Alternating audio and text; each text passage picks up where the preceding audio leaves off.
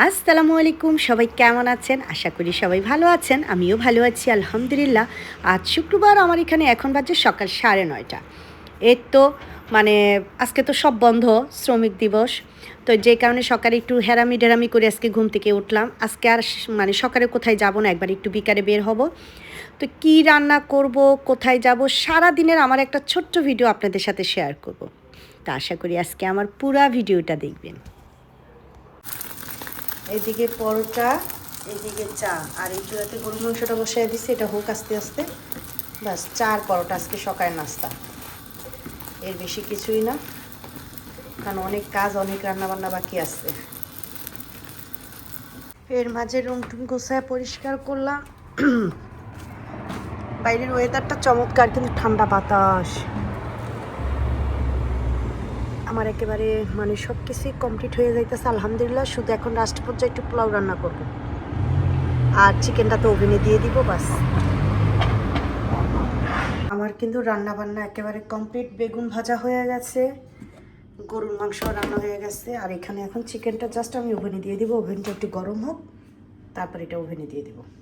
না, পুরা ঘর ক্লিন করতেছে আমার হাজব্যান্ডের, যেটা সত্যি কথা। আজকে ও এখনও যায়নি, বাসায় আছে। এই যে পুরা ঘর ক্লিন করতেছে। আমিও না সব কিছু একটু দিতে। রান্নাবান্না আমার কমপ্লিট হয়ে গেছে আলহামদুলিল্লাহ। আমার এখানে 11:30 বাজে, একেবারে কমপ্লিট সব কিছু। শুধু ওভেনে একটু চিকেনটা হইতেছে বাস। আমার এখানে এখন বাজে 12:30। আয়াতে খিদা পাইছে, আয়াত কি দিলাম, এই যে সালাদ। ঠিক আছে, আম্মু খাওয়াই দিব? না, তুমি খেতে পারবা? হ্যাঁ। ওকে, বসো। আর এদিকে ওর বাবার প্লেটও দিছি বেগুন ভাজা, ওর বাবা ভাত খাবে, আমি গরু মাংস নিয়ে আসতেছি। বসো, বিসমিল্লাহ করে। তো এই তো আমার এখানে এখন বাজে দুপুর 1:30। কে আসছে আমার বাসায় একেবারে হঠাৎ করে? সবুজ ভাই আর ভাবি।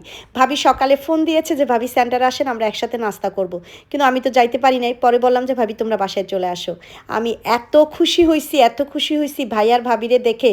সব সময় ফোনে কথা হয়, কিন্তু আজকে সরাসরি ভাই আর ভাবির সাথে দেখা হলো। আমার তো এই তো সব ধোয়া মাছ, একেবারে খাবার যা ছিল গুছিয়ে রেখে সব কিছু। এটার ওভেনটার রসটা পরিষ্কার করলাম, ধুয়ে মেজে উড় করে রাখছি সব কিছু। বাইরের রোদ্রটা আছে আলহামদুলিল্লাহ।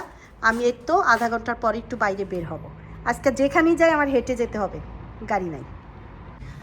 আমার এখানে এখন বাজে বিকেল 4টা। এই তো আমি হেঁটে যাইতেছি। আজকে বাস সব বন্ধ, 1 মে শ্রমিক দিবস সবই।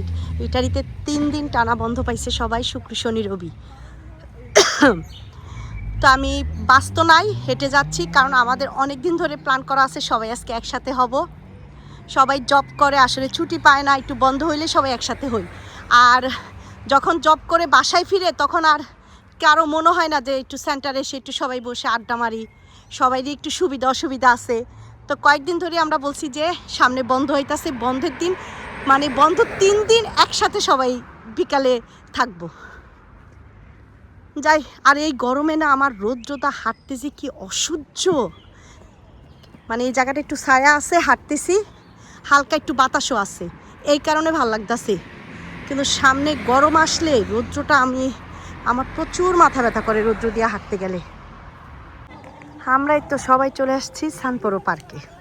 এটা খুব ভালো লাগে, ঠান্ডা মান্ডা। আমরা ওই দিকে যাব একটু পরে। সবাই এই দিকে আছে, আগে এই দিকে গিয়ে দেখা করি। অনেক সবাই চলে আসছে, যারা ওরা সবাই চলে আসছে আগে। আমি, নূপুর ভাবি, এইদিকে এইদিকে। তো আমরা চলে আসছি সবাই। সবাই কিছু না কিছু নিয়ে আসছে, এত খাবার। মিষ্টি নিয়ে আসছে নূপুর ভাবি, তারপরে পাঁপড় নিয়ে আসছে। এখানে আবার পারভিন ভাবি ফুচকা নিয়ে আসছে, চটপটি নিয়ে আসছে। ফারজানা বিরিয়ানি নিয়ে আসছে, আশিয়ার আম্মু। তারপরে সালমা ভাবিও নিয়ে আসছে এখানে অনেক কিছু, ফুচকা নিয়ে আসছে। বললাম না, সবাই কিছু না কিছু নিয়ে আসছে আলহামদুলিল্লাহ। সবাই মিলে একসাথে বসে যে খাইতেছি, এটা না অনেক ভাল লাগতেছে। যেটাই হোক না কেন, সবাই একসাথে। আমরা এই যে হাঁটতে হাঁটতে কত সুন্দর, ওই যে এর আগে একবার আসছিলাম, সুন্দর ফুল, পাহাড় দেখা যাইতেছে। এই যে আবার ওই দিকে হাঁটতে চলে আসছে।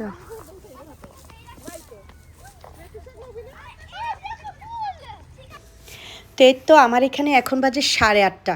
কেউ বলবে দেখলে যে 8:30 বাজে, এখনও মনে হচ্ছে সূর্যটা আরও দেখা যাচ্ছে। তো এইদিকে আমি বাসায় চলে যাচ্ছি, অনেক হয়েছে। আমরা আবার সানপোরো পার্ক থেকে আবার সেন্টারে গেলাম, ওইখানে কাফি খেলাম, মোবাইলে চাঁদ নেই একেবারে, যে কারণে ভিডিও বেশি করতে পারি নাই। তো এখন বাসায় চলে যাচ্ছি হেঁটে হেঁটে, কারণ আজকে তো বাস নেই। তারপরে এর মাঝে আবার স্নেহা ফোন দিল, আয়াতের কান ব্যথা, মানে ঠান্ডা থেকে ছেলেটার কান ব্যথা, জ্বরও আসছে, আম্মু আসো। তো এই তো বাসার সামনে চলে আসছি। সারা দিনের আজকে আমার একটা ছোট্ট ব্লগ ভিডিও আপনাদের সাথে শেয়ার করেছি। যদি ভালো লাগে তাহলে অবশ্যই লাইক আর কমেন্ট করে জানাবেন, আর সবাই আমার পরিবারের জন্য দোয়া করবেন। আজ এই পর্যন্তই, আল্লাহ হাফিজ।